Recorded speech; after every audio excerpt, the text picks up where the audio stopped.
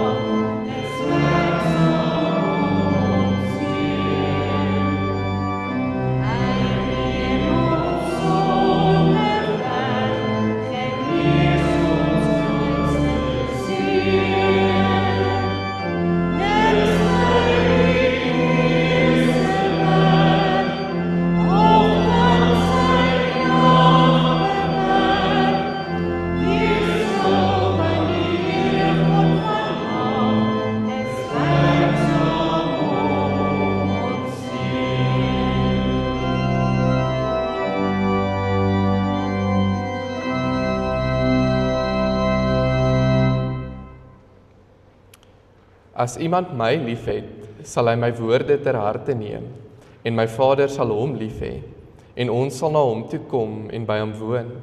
En wanneer die Vader in my naam die voorspraak, die Heilige Gees stuur, sal hy julle alles leer en julle herinner aan alles wat ek vir julle gesê het. Geliefdes, die drie-enige God, Vader, Seun en Gees, is hier by jou vandag, nader as jou eie asem. Die Gees van die waarheid lewe binne jou, om jou in sy groot liefde te lei en te leer. Amen. Vra dan nou dat ons saam sal staan om 'n loflied ter ere van die Here te sing. Amen.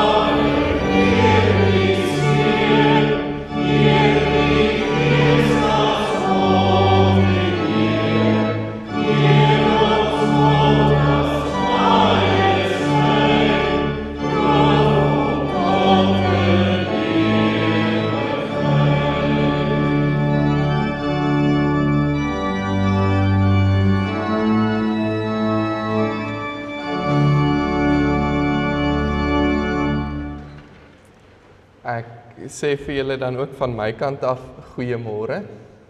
Dit is vir my 'n baie groot voorreg om vandag hier te kan wees en dit was vir my baie wonderlik toe Hannes my gevra het of ek vir Anay sal doop en ek het darm die voorreg gehad om haar vandag te ontmoet voor vandag want ek wil nou nie 'n vreemdeling doop nie, al is dit mense wat ek baie goed ken se kind. Maar ek wil graag vanoggend soos wat ek julle groet, ons het so 'n gewoonte in Meyerspark gemeente waar ek vandaan kom, waar ons net 'n geleentheid gee vir almal om mekaar te groet, so in die banke na mekaar toe te draai en net te hoor, hoe gaan dit met jou buurman of buurvrou vanoggend?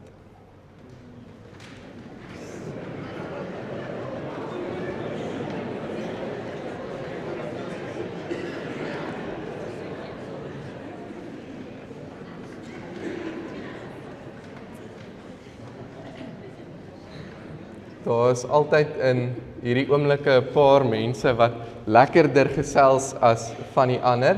Ons het so een oom in die gemeente, hy is nou 94 en hy het nie regtig 'n klankbeheer op sy stem nie. So jy kan sy hele gesprek hoor terwyl hy hom het, maar vir die van julle wat nou lekker gesels het en graag verder wil, nooi ek julle net soos Hannes uit gaan drink na die tyd 'n koppie koffie of tee, eet ietsie saam en sit julle gesprek voort daar waar julle nie meer hoef te bekommerd te wees oor hoe hard julle praat nie. Ek gaan vanoggend vir ons lees uit Johannes 14 vanaf vers 8 tot 17, maar voordat ek dit vir ons lees, wil ek vra dat ons as gebed lied 442 Gees van God wat in my woon sal sing.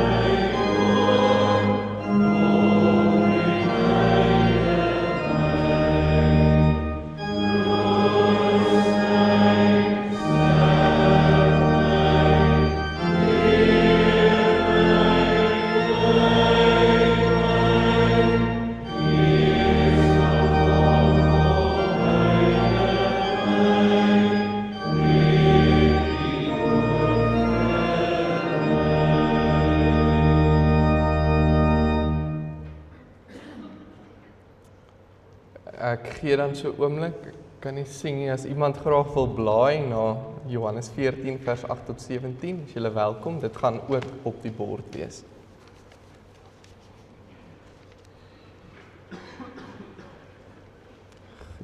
Ek lees vir ons.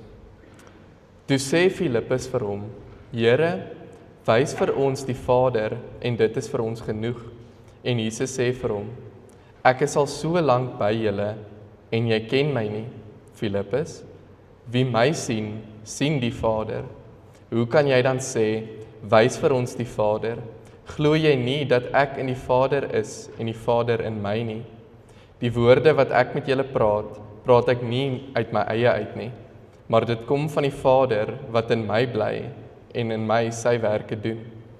Glo in my omdat ek in die Vader is en die Vader in my, of anders, glo op grond van die werke self. Dit verseker ek julle, wie in my glo, sal ook die dinge doen wat ek doen, en hy sal nog groter dinge as dit doen, omdat ek na die Vader toe gaan. Wat julle ook al in my naam vra, sal ek doen, sodat die Vader deur die Seun verheerlik kan word. As julle my iets in my naam vra, sal ek dit doen. As julle my liefhet, sal julle my opdragte uitvoer. Ek sal die Vader vra en hy sal vir julle 'n ander voorspraak stuur om vir ewig by julle te wees, naamlik die Gees van die waarheid. Die wêreld kan hom nie ontvang nie, omdat hulle hom nie ken nie, omdat hulle hom nie sien en hom nie ken nie. Maar julle ken hom, omdat hy by julle bly en in julle sal wees. Ons lees tot sover. Hierdie gedeelte in Johannes vorm deel van Jesus se afskeidswoorde voor sy kruisiging. Dit is 'n paar hoofstukke in Johannes waar Jesus besig is om eintlik afskeid te neem van sy disippels, maar ook sekere beloftes aan hulle te maak. En hierdie gedeelte spesifiek sê Filippus dan maar, Here, wys vir ons die Vader, dan sal ons gelukkig wees. Dit is vir ons genoeg. En dan kom Jesus en hy gee hierdie verduideliking en hy sê, maar verstaan julle nie, as julle my sien, sien julle die Vader nie, en ek en die Vader is een. En hy gaan verder en hy maak nog stellings en hy sê, nee, maar besef, as julle iets dan in my naam vra, sal ek dit vir julle gee. Hy sê ook, baie kontroversieel, julle sal nog groter dinge doen as wat ek doen. En daarbey saam sê hy ook vir hulle, maar ek stuur vir julle 'n voorspraak, die Gees van die waarheid. Hierdie is een van die eerste plekke wat ons dan in Johannes sien, waar die hele drie eenheid genoem word. Die Vader, die Seun en die Gees. Praat nie van die Gees as die Heilige Gees hier nie, maar die Gees van die waarheid. Maar hierdie is 'n gedeelte wat dan ook baie vrae by ons kan losmaak. Ek dink meeste van ons, as ons nou vir jou sal vra, maar verduidelik vir my, hoe werk die drie eenheid? Hoe is dit moontlik dat God 3 in 1 is? Dit maak nie sin nie. En ons het klomp verduidelikings waar ons dit probeer vir onsself makliker maak, soos die van 'n eier, jy weet, die buitekant van die dop is 'n deel van die eier, die binnekant, die eierwit is 'n gedeelte en dan die geel is 'n gedeelte, maar is een eier. En al hierdie verduidelikings skiet tekort om iets van God te verduidelik. Want dit is tog 3 in 1. Hulle is apart van mekaar, maar hulle al 3 is God. Vanoggend wil ek begin, voordat ek dit teologies probeer raak om hierdie op te los, wil ek graag vir julle 'n lied speel en dan gaan ons van daar af bietjie gesels oor wat in hierdie gedeelte aangaan.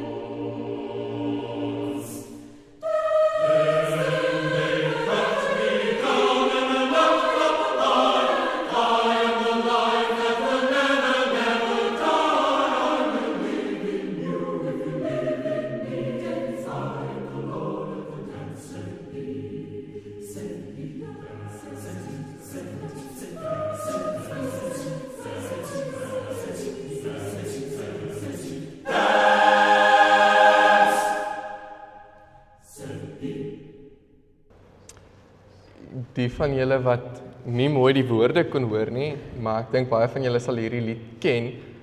Dit is die lied Lord of the Dance en dit vertel hierdie verhaal van die begin van die skepping af tot by Jesus en tot by Jesus se opstanding waar God eintlik besig is om te skep en hulle gebruik hierdie beeld van 'n dans om iets te verduidelik van God se skepingskrag en hoe hy dan ook ander nooi na hierdie dans toe.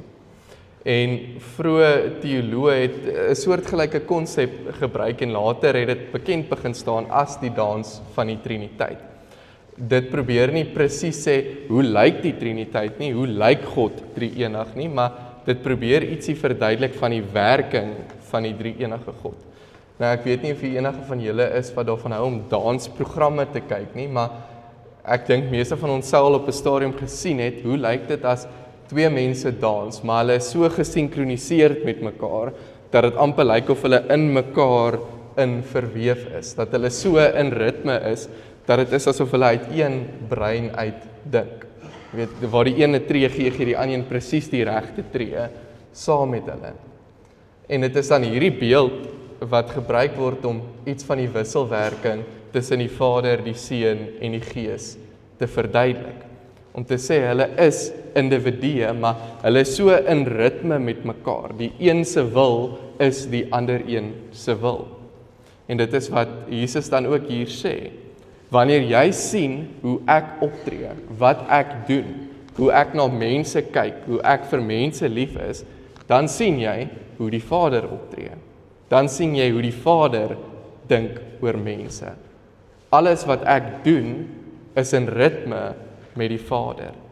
So ook alles wat die Gees doen, is in ritme met die Vader. Iets wonderlik wat dan hier gebeur, en daar is so mooi skildery, eintlik ikoon, wat iets daarvan vasvang, ek het hom nou nie vandag hier op nie, maar dit is 'n tafel waar die Vader, die Seun en die Gees aan die tafel sit, en aan die onderkant daarvan sit daar 'n spieël. En hierdie spieël sê ietsie van, maar ons word genooi om deel te neem aan hierdie dans. Ons word genooi om in ritme met die Vader, Seun en Gees te kan leef. Dis hierdie uitnodiging om te sê, maar ek wil hê dat as mense vir Hannes sien, moet hulle sê, maar ek sien vir Jesus. As ek vir Rieke sien, as ek vir Thelma sien, ek noem nie mense wat ek ken, want ek ken meeste van julle nie. As ek hulle sien, dan sien ek die Vader, dan sien ek die Seun, dan sien ek die Gees. En dit is presies dan wat gebeur. Ons het so rukkie terug, sal julle onthou, Pinkster gevier. En dit is dan wat by Pinkster gebeur. Ons sien hierdie wonderlike verhaal van die begin af, hoe God skep, en ons hoor dit in die lied, God skep alles, hy bring alles tot stand. 'n Hele wonderlike skepping. En so reg deur die Ou Testament sien ons hoe God hierdie skepping in stand hou. Sien ons hoe hy 'n pad saam met mense stap. Maar dan sien ons wanneer die Seun gebore word, hoe iets van hierdie verhouding verander. Ons sien dan hoe God op 'n nuwe manier, 'n meer intieme manier tussen mense geopenbaar word. Ons sien God se karakter in die mens van Jesus Christus. Ons sien hoe hy genees, hoe hy omgee. Ons sien hoe hy ander mense raak sien, voordat hy hulle sonde of hulle gebrokenheid of alles wat fout is met die wêreld raak sien. In Jesus sien ons die hart van die Vader. En dan kom ons by Pinkster en dan gebeur daar iets wonderlik. Die beeld van vuur is iets wat ons gereeld in die Bybel sien en dit dui altyd God se teenwoordigheid aan. Ons sien dit wanneer God die verbond met Abraham sluit, wanneer die vuurvakkel hier tussen die diere deur beweeg. Ons sien dit by die brandende bos. Wanneer daar vuur is God teenwoordig. En dan hier by Pinkster sien ons hoe hierdie tonge vuur bo op die koppe van gelowiges kom rus. God is teenwoordig, nie ekstern nie, maar by elkeen van hierdie gelowiges. Hierdie God van die dans, wat van die begin af deur hierdie dans in ritme skep, kom lewe binne in die gelowiges. Kom sê letterlik, maar jy dans nou saam met my. Ek gebruik jou nou.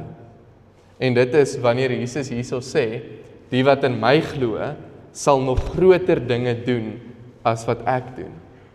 En dis maklik om te ver teologies of filosofies hieroor te dink, maar dit is eintlik baie eenvoudig. As jy dink aan die inkarnasie van Jesus, is Jesus in 'n spesifieke tyd op 'n spesifieke plek gebore en het hy daar geleef en bedien. In so 'n klein gedeelte van die Midde-Ooste. Hy het wonderwerke gedoen, hy het mense genees, maar dit was alles in hierdie area. Nou baie mense sal wil sê, maar as ons aan hierdie woorde lees, beteken dit ook, ek moet nou na iemand toe gaan wat in 'n rolstoel is en ek moet sê, staan op en hulle moet dit doen. Want ek moet mos groter dinge kan doen. Maar wat Jesus hier sê is eintlik baie meer wonderlik as dit. Wat Jesus hier sê is, maar nou stuur ek julle gelowiges reg oor die wêreld om daar te wys wie ek is, om daar my koninkryk te leef. Nie net in hierdie klein area van die wêreld nie, maar in Vanderbijlpark, in Pretoria, in die Midde-Ooste, in Oekraïne, waar ook al daar gelowiges is, daar kan julle deelneem deur die krag van my Gees aan hierdie dans van liefde en omgee, hierdie skepende dans. Die wonderlike ding wat ons dan hier binne sien ook, is dat ons God 'n God van verhoudings is. Dat ons God in verhouding met homself leef. Klink absurd, maar hoe ongelooflik is dit? God se liefde is so groot, dat hy in ewigheid in hierdie drie eenheid beweeg. En dan daarbey saam, nooi hy ons ook tot hierdie verhouding. Hy sê nie, ek gee vir jou my Gees, sodat jy nou selfsugtig kan wees en wonderlike goed kan doen, maar vir jouself nie. Hy stuur 'n geloofsfamilie. Hy stuur almal wat hier sit en sê, maar staan saam in die geloof. Dans saam in ritme met my. Leer hoe ek dinge doen. Waarby ons dikwels vashak as gelowiges, en dit is regtig 'n uitdaging, is ons kom uit 'n tradisie uit wat geloof so 'n kopsaak gemaak het. Wat dit so 'n ding gemaak het van solank ek elke Sondag by die kerk is, dan is ek reg. Solank ek sekere boksies afcheck, dan is ek reg. Solank ek gereeld genoeg bid of gereeld genoeg Bybelstudie doen, dan is ek reg. En die probleem met dit is dat wanneer ons dink aan hierdie beeld van 'n dans, is dans iets baie spontaan. Dit vra dat jy 'n aanvoeling moet kweek. Dit vra dat jy nie iets ritmies moet doen nie. En ek kan persoonlik vir julle daarvan getuig. Ek weet nie of Hannes my al sien dans het nie, maar dit is nie 'n wonderlike prentjie nie. Want as jy moet leer dans, ek gaan afstap vir 'n oomblik. As jy moet leer dans, en dit is net, onthou jy moet nou een voet vorentoe en een tree terug, maar jy voel dit nie, dan is dit nie ritmies nie. Dan is dit hierdie geforseerde ding, wat nie regtig deel word van jou menswees nie. Ek is nie skielik 'n danser, omdat ek nou klomp YouTube-video's gekyk het oor hoe om te dans nie. Dit is iets wat mens moet oor en oor doen, en soos wat jy dit doen, raak jy beter daarmee. Ek wil vir julle 'n voorbeeld gee, dis kom ek hier onder staan. So, hoërskool het iemand ons op 'n kerkkamp geleer, hoe om te dans by 'n rave. Ek weet, dis verskriklik, hoekom sal hulle dit vir jou leer by 'n kerkkamp? Maar ek wil vir julle wys hoe lyk 'n dans wat geforseerd is en nie ritmies nie. Dis maklik, dis 'n paar stappe. Stap 1, jy trap die spinnekop dood. Stap 2, jy gooi die dart. Stap 3, jy hop die basketbal. Stap 4, jy skud die water uit jou oor uit. En nou dans jy. Maar jy kan sien hoe geforseerd hierdie stappe is. As jy dit doen, gaan mense vir jou lag, selfs al maak jy nie 'n grap nie. Ek het hierdie as 'n grap bedoel. Sien dit asseblief so. Maar mense gaan nie verstaan nie. Hulle gaan dink, wat doen jy? Dit lyk nie goed nie. Want dit is nie iets wat deurleefd is nie. Dit is nie iets wat deel word van jou menswees nie. Die probleem is, dis wat ons dikwels ons geloof maak. Jy weet, as solank ek 'n paar versies van die Bybel lees as ek opstaan en voor ek gaan slaap, dan het ek mos nou 'n verhouding met die Here. Al gaan ek nie om met die teks nie, al vra ek nie wat staan hier nie. Al het ek Psalm 23 nou gelees, ek is nou reg vir die dag, nou kan ek my Bybel toemaak en ek kan hom een kant sit. Of uit skuldgevoel uit begin ek nou bid. Jy weet, ek bid want ek weet ek moet dit darm doen. Voordat ek eet moet ek net onthou om te bid, anders dan gaan die Here kwaad wees vir my. Ek wil Sondag graag laat slaap, maar laat ek nou maar eerder kerk toe gaan, anders dan gaan God dalk 'n probleem hê met my. Ons verander ons geloof in hierdie tipe van stappe. Jy weet, doen hierdie, doen daai en dan, nou is jy 'n gelowige. Solank jy stap 1, 2, 3 en 4 doen. Maar dit is nie waartoe God ons nooi nie. Hy nooi ons tot 'n regte, ware verhouding.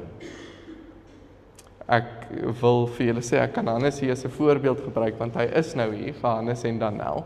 Terloops, Hannes en Danel het mekaar baie lank geken voordat daar enigiets romanties was.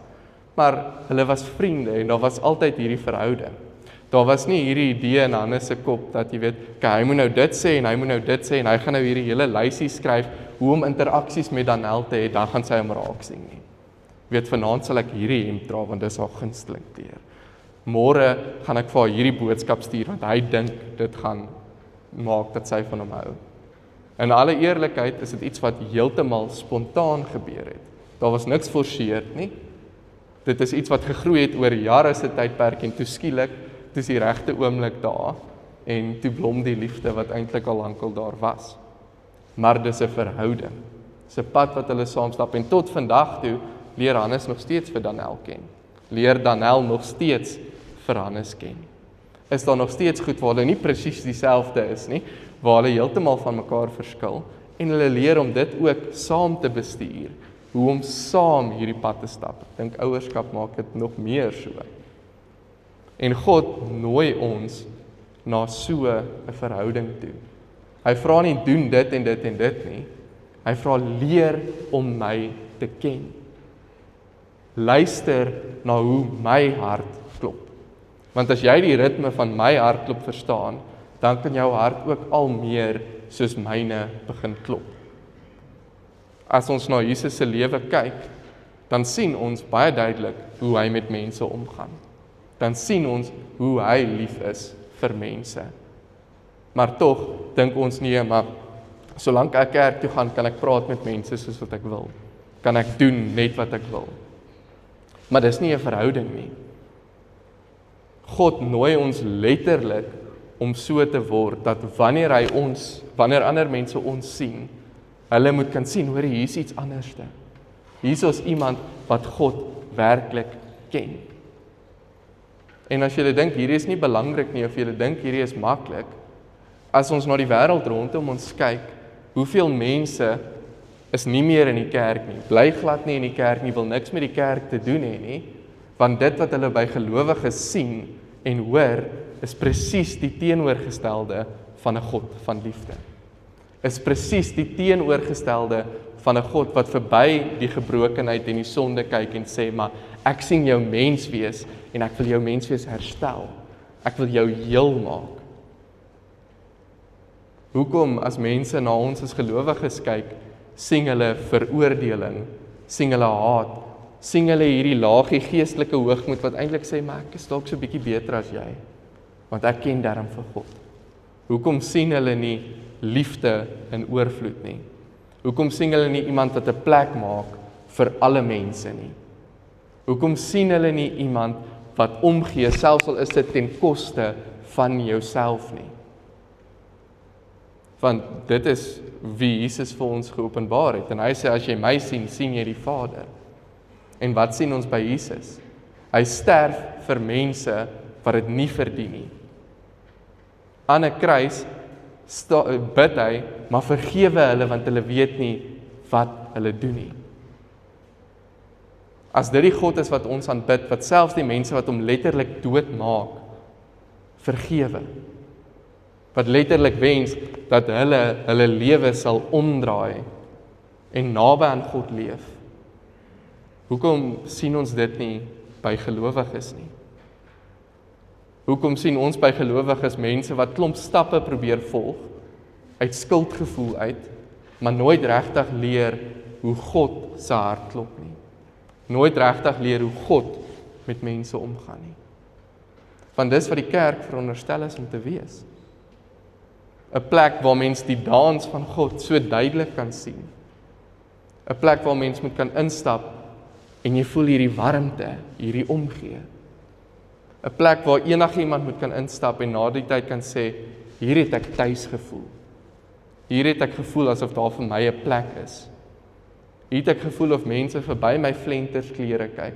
Hierso is 'n plek waar mense verby my vreemde oorbelle kyk. Hierso is 'n plek waar mense verby my stinkasem kyk. Dit is baie moeilik om verby dit te kyk. Eintlik maklik, want jy wil wegkyk, maar hierso is 'n plek waar mense lief is vir my. Maar dis die wonderlike ding, en ek het net nou vir Hannes en Danella as 'n voorbeeld gebruik, en ek kan getuig in my eie verhouding ook. Jy leer altyd die persoon beter ken, en jy groei ook as mens. Die genade van die Here is so dat hy weet, ons is nog steeds mense. Ons probeer nog steeds dinge op ons manier doen, eerder as syne. En waartoe hy ons dan nooi is nie om perfek te wees nie, want ons is nie Jesus nie. Waartoe hy ons nooi is om aan te hou om hom meer en beter te leer ken. Hy vra dat ons so groei in ons verhouding met hom, dat al het ons foute, al maak ons foute, dat ons default setting die ritme van God se hartklop sal wees. En dit is 'n lang proses, want dit vra dat baie keer jy sekere goed wat jy al baie lank doen, moet verander. Dat jou eerste instink, wanneer daar 'n bedelaar is om te sê, nou moet ek my venster toemaak en ek moet hier wegkom. Vir my en Hannes is dit veral so, maar dit is 'n storie vir 'n ander dag. Wat eintlik daar moet gebeur is dat jy dan moet sê, wag 'n bietjie, hoe ek nou dink is nie reg nie. Of as daardie persoon van wie jy nie hou in die kerk kan kom, is jou eerste instink, nou moet ek my oor rol, want hierdie is heeltemal te veel. En dan om net te sê, maar dalk moet ek nie my oor rol nie. Dalk moet ek inteendeel gaan sê, goeiemôre. En so begin ons verander. So begin ons die hartklop van die Here al duideliker hoor. En daardie hartklop is altyd ten koste van ons eie. Dis kom die Bybel ook sê, maar ons moet bereid wees om in onsself te sterf. Want wanneer ons besig is met ons aardse dinge, dan is dit maklik om ons geloof, stap 1, 2, 3, 4 te maak, en alles in ons lewe belangriker as dit te stel. Ja, ek is 'n kind van God, maar ek wil ook baie graag ryk wees.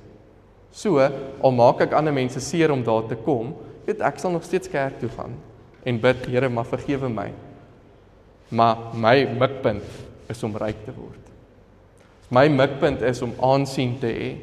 Gee ek nie om of ek op ander mense moet trap nie, want ek wil dit graag hê, maar ek kan daarom bid, Here, vergewe my hiervoor, ek sal ophou sodra ek bo is. Ons instelling is dit wat moet verander. Om 'n verhouding met God te hê, om 'n ritme met God te leef, beteken die rigting waantoe jy kyk verander. Beteken nie jy gaan nie foute maak nie. Dit beteken net waar jy eens gekyk het na jou eie selfsugtige begeertes, waar jy eens gekyk het na alles wat ek graag wil hê, kyk jy nou na maar wat soek die Here. En soms gaan jy terugval, maar jy gaan daarom nog steeds in die regte rigting kyk, sodat jy weer vorentoe kan beweeg en sê, Here, nie my wil nie, maar U wil. En Jesus verstaan iets daarvan. In hierdie skrifgedeelte sê hy juist, enigiets wat jy in my naam vra, sal gebeur. En dis 'n teks wat ook so maklik misbruik word, want nou skielik vir baie mense beteken dit, jy kan vir die Here enigiets vra en hy sal dit vir jou gee. As jy wil hê jou besigheid moet baie goed doen, bid net vir die Here, hy gaan vir jou gee. As jy graag 'n blink nuwe kar wil hê, bid net vir die Here, hy sal vir jou gee. As jy wil bid, ek wil graag die mooiste vrou in die wêreld hê, bid net vir die Here, anders het dit dalk vir jou gewerk, neem ek aan, maar se uitsondering. Bid net vir die Here en hy sal vir jou gee. Maar dit is nie wat Jesus hier sê nie. Wat Jesus hier sê is, as jou hartklop, of as jy my hartklop ken, en as jou hartklop soos myne is, dan sal al jou gebede wees, dat my koninkryk kom. En dit sal gebeur. Hoe meer ons soos die Here word, hoe meer ons na sy stem luister, hoe meer verander ons gebede. Nou Here, maar ek sien die persoon net seer. Help my om soontoe te gaan. Ek weet nie wat om te doen of wat om te sê nie. So Here, lei my. Wanneer hy sê wat ook al jy bid in my naam, dit sal gebeur, impliseer dat jy bid wat sy wil is en nie joune nie. Impliseer dat jy nie sê, maar Here, ek wil my wil op U afdwing nie. In hierdie leegword proses verander dit wat ons prioriteit is. Verander dit waar ons graag wil bid. Verander 'n gebed van, Here, mag gee vir my die mooiste vrou in die wêreld dan is, maar Here, help my om lief te wees vir Danel, soos wat sy dit verdien. Here, help my om vir Anay groot te maak volgens U wil, nie my wil nie. Here, gee my die wysheid om 'n goeie man en 'n goeie pa te wees. Ek neem aan Danel sit daar agter, maar dieselfde geld vir haar, net die teenoorgestelde. Maar dit verander jou prioriteite. Dan bid jy werklik, maar Here, hierdie stukkie aarde wat U vir my gegee het, hierdie gemeente College Park wat U aan my toe vertrou het, help my om U wil daar te soek, bo alles. En Here, help my om by U wil te staan, selfs al is dit moeilik, selfs al is daar stemme wat sê nee, dit moet anders. Dit is wat ons hier leer in die dans van die drie-eenheid. En dit is waartoe God ons nooi. Soos wat hy perfek in die drie-eenheid dans in ritme met mekaar. Dat die Gees nooit iets sal doen wat die Vader nie sal doen nie. Dat die Vader nooit iets sal doen wat die Seun nie sal doen nie. So nooi hy ons om in oorgawe ook so te leef, dat ons nooit iets sal doen wat hy nie sal doen nie. Dat sy wil werklik ons wil sal word. En nie op so 'n manier nie, maar op 'n regte, diepgaande manier. Ek wil graag vir julle 'n geleentheid gee om vanoggend stil te raak voor God. Dink bietjie in jou eie lewe, maar waar is daar plekke waar ek besig is om miskien my geloof in 'n ritueel te verander? Of waar's plekke waar ek dinge bid wat nie die Here se wil is nie, maar wat ek graag wil hê. En vra die Here om jou te help om vandag jou stem en jou hartklop stil te maak en toe te laat dat syne, die Gees van die waarheid, sy hartklop in jou duidelik hoorbaar sal word. En volg dan daardie stem. Kom ons word stil.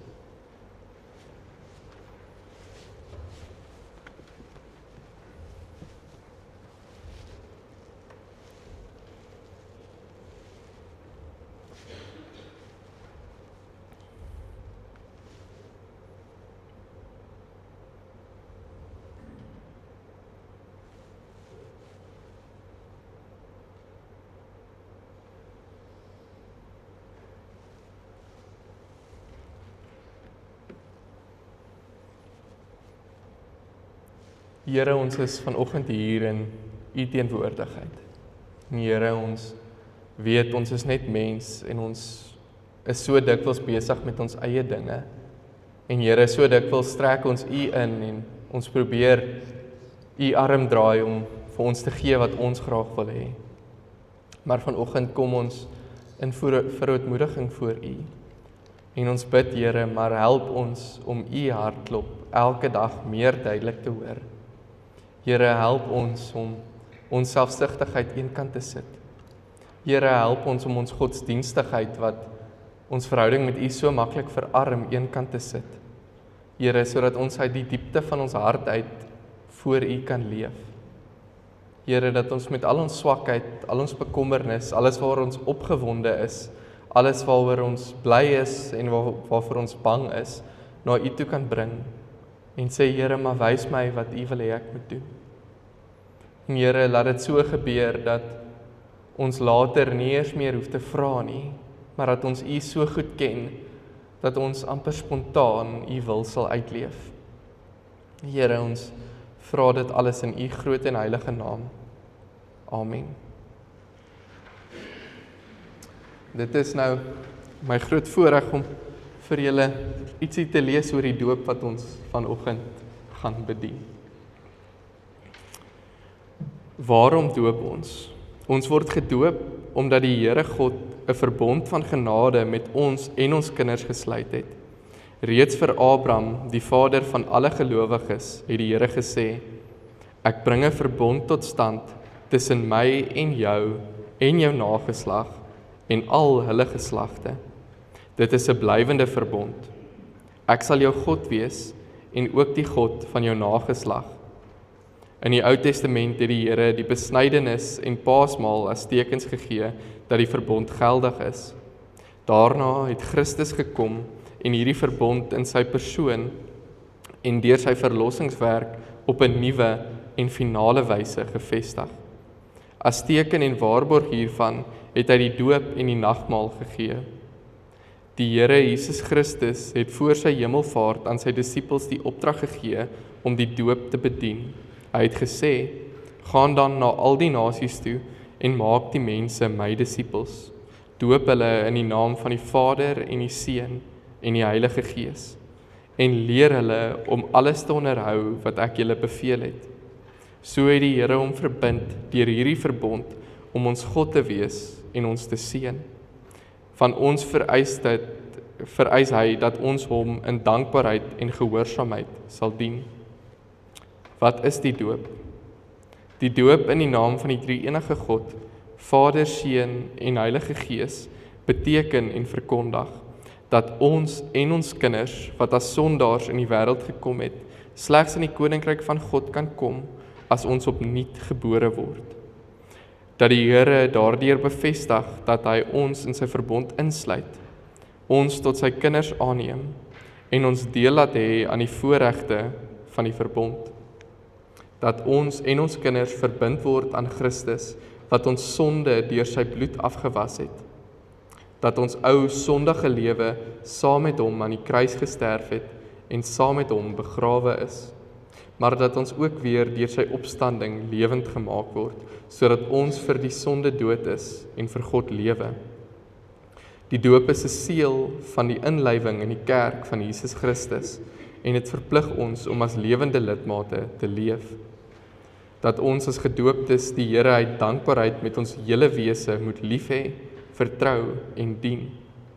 En dat die Here ons deur hierdie sakrament verseker dat hy deur sy Gees in ons woon en ons lewe daagliks so regeer dat ons hoe langer hoe meer sy beeld vertoon. Kinders van gelowiges moet gedoop word omdat God die kind van die begin af insluit in sy verbond met die gelowige ouers. Daarom is die hele gesin in die Nuwe Testament gedoop waar die ouers tot geloof gekom het. Al verstaan die kinders nog nie die doop nie, verander dit niks aan die geldigheid daarvan vir hulle nie. Trouwens, dit beklemtoon juis die feit dat dit God is wat uit vrye genade ook in hulle geval die inisiatief neem in hulle verlossing. Dan vra die doop waartoe dit ons verplig. Die doop bevestig aan ons alles wat God ons skenk deur die genadeverbond en maak ons telkens bewus van hierdie vaste grond waarop ons geloof berus. Daarom verbind die doop die ouers om hulle kinders soos hulle groot word oor die betekenis en eise van die genadeverbond in te lig, 'n voorbeeld vir hulle te wees in die uitlewing daarvan, hulle op te roep tot die toeëiening van God se beloftes en hulle tot deelname aan die nagmaal te begelei. Met dit nooi ek dan graag vir Hannes en Danel en die familielede wat graag saam met hulle wil kom om hier voor te kom staan.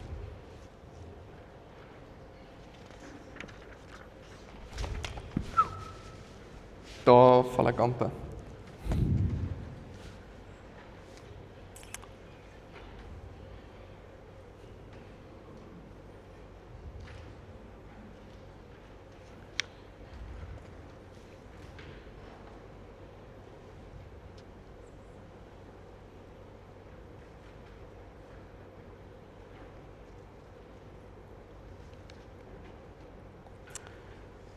In hierdie oomblik terwyl Hannes en Danel hier voor staan, wil ek graag vir hulle iets lees en dan wil ek vir hulle ook vra om hardop te antwoord aan die einde.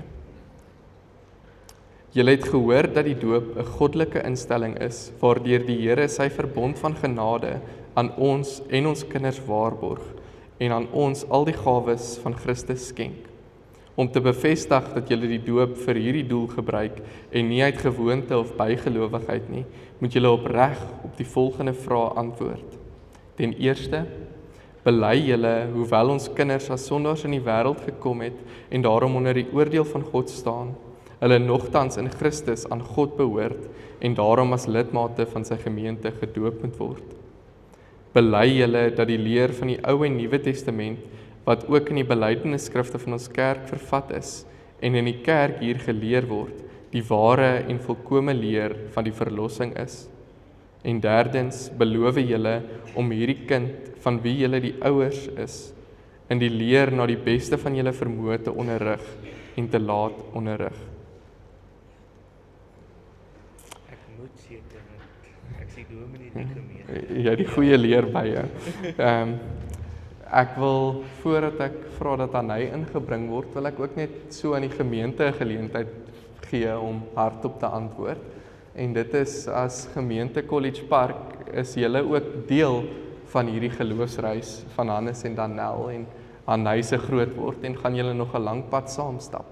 En so wil ek hoor of julle beloof om as geloofsfamilie hulle te ondersteun in die opvoeding van Anay, om hulle te ondersteun in hulle geloof, maar ook in hulle menswees, en om bo alles ook hier in die gemeente 'n ruimte te skep waaraan hy kan leer wat die liefde van die Here is. Wat is julle antwoord? Ja.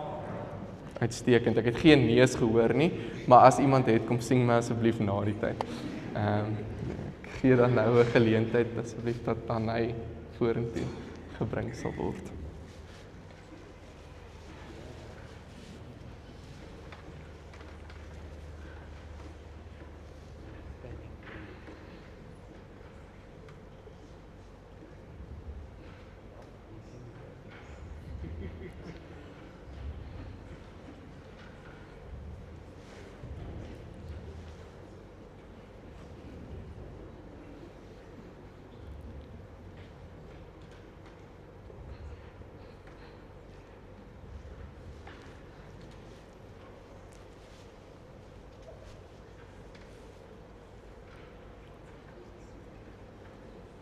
Julle mag dan hier nader kom staan.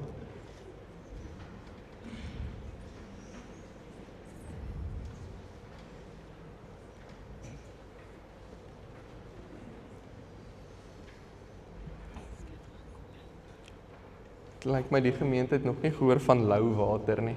Ek vra om verskoning. Anay van Deventer, ek doop jou in die naam van die Vader, die Seun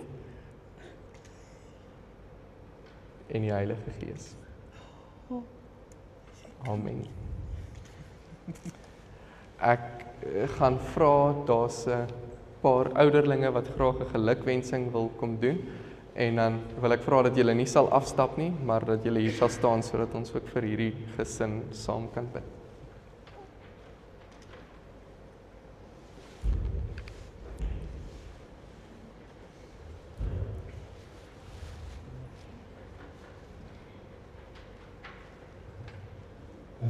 Goeiemôre gemeente. Ek wil baie graag vanoggend namens die kerkraad en die gemeente van College Park in die eerste plek vir al die besoekers vandag baie hartlik welkom hier by ons by Hannes se gemeente. En dan natuurlik aan Hannes en sy pragtige vrou, wil ons sê baie hartlik geluk op hierdie baie spesiale geleentheid met Anay se doop.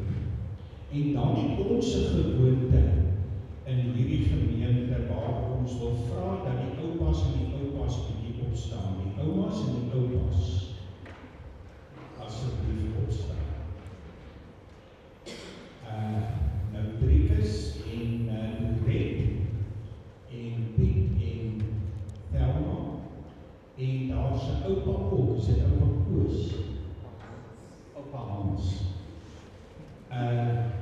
Ons wil 'n spesiale gelukwensing ook aan julle doen volg. Want 'n oupa en 'n ouma is baie spesiaal in so 'n klein kindjie se lewe. En ek kan daarvan getuig, want ek het al 10 klein kinders. En wanneer daai 3-jarige sê, oupa, eet jy vanaand by ons? En jy sê ja, en sy sê jippie. Dan weet jy het 'n bepaalde rol wat jy speel in hierdie kleintjies se lewe. En ons gebed is dat hy in elkeen van julle se lewens 'n besondere rol sal speel en dat julle vir haar 'n oupa en ouma sal wees. En wat dit ook baie meer spesiaal maak vanoggend is die feit dat dit die heel eerste kleinkind is wat julle hier doen vanoggend. So namens ons as gemeente baie hartlik.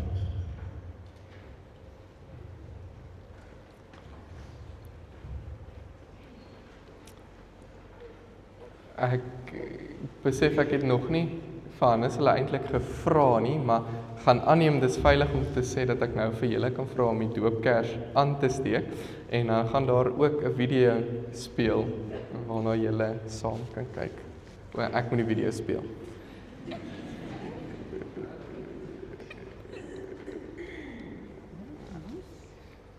Daar's hy. Daar's die video nou.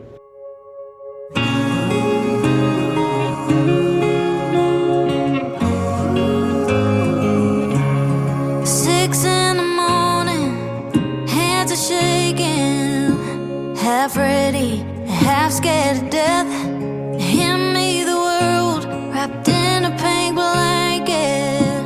The world falls asleep on my chest. I'm so in love, even though we just met. Got no clue what I should do next. We'll get it wrong, we'll get it right. Whole lot of tears, we both have to cry. You'll learn to run, I'll learn to let go. Years will go fast, nights will go slow. Lord knows the best thing that I'll ever do will be growing up praising you.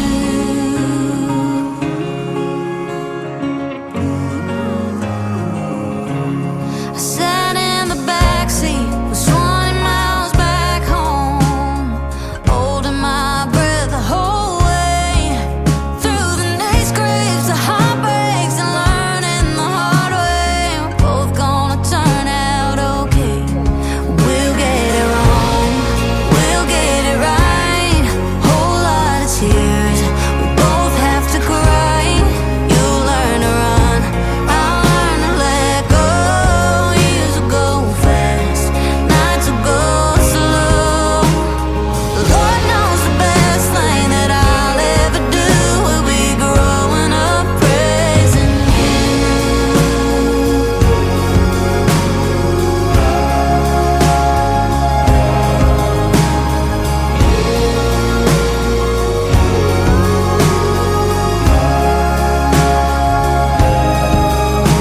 You'll crawl till you run, and you'll run till you drive, and you drive, and we'll drive us both crazy.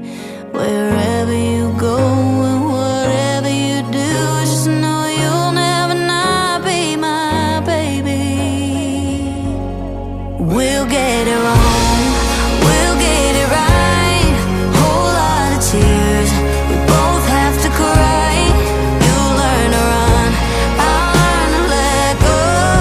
Years will go fast, nights will go slow. Lord knows the best thing that I'll ever do will be growing up praising you.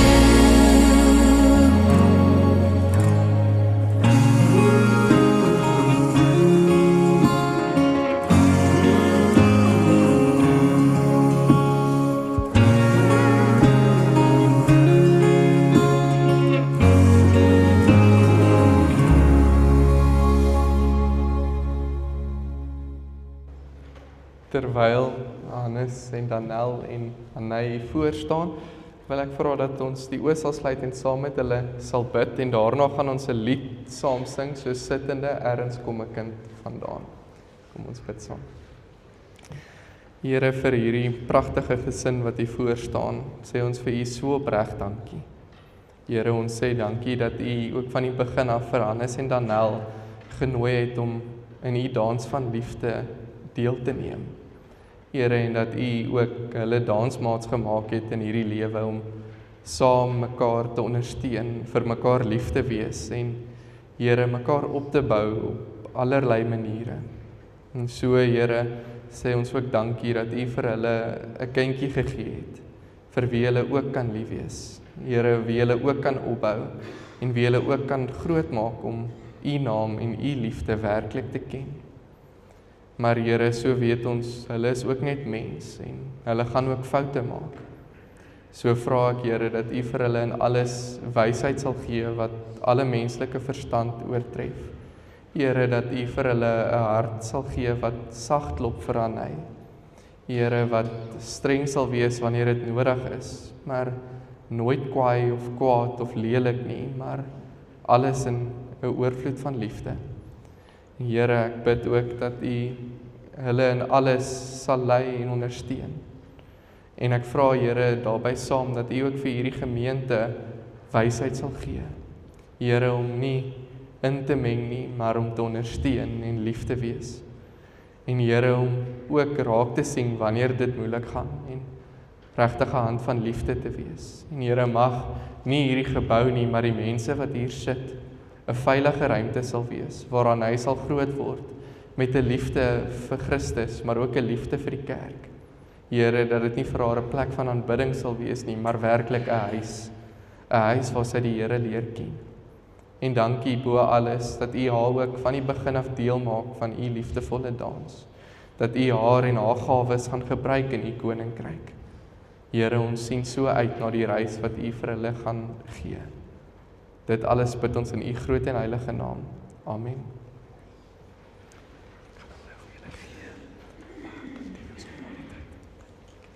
Bid ons, julle kan gaan sit en dan gaan ons nou die lied saam sing. Ek moet net terug gaan na hom toe.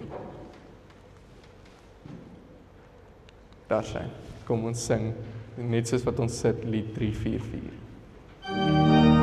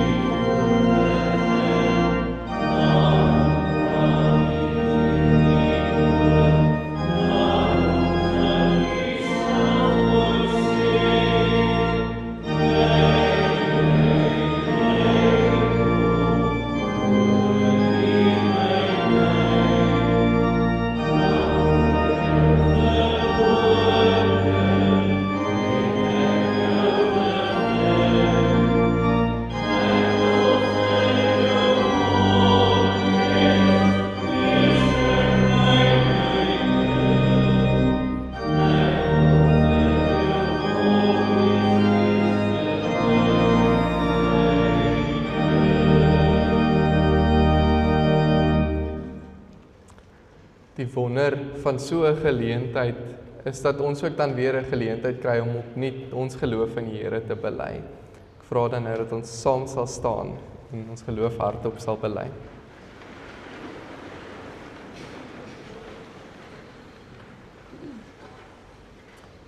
Die Here is ons God. Hy is die Here van die heersers. Hy is die Vader van sy volk wat op pad is. Hy is die skepper van die hemel en die aarde. Hy sorg vir ons. Sy koninkryk het naby gekom in Jesus van Nasaret, die Messias, ons Here. Hy het uit die dood uit opgestaan en roep ons om hom te volg. Die Gees bewerk die nuwe lewe in ons. Hy lei ons in die waarheid. Hy wys vir ons stikkende wêreld mooi, dat ons stikkende wêreld mooi moet maak, skus. Hy gaan saam met ons die toekoms in. Amen. Bly staan en dan sing ons slotlied ook saam.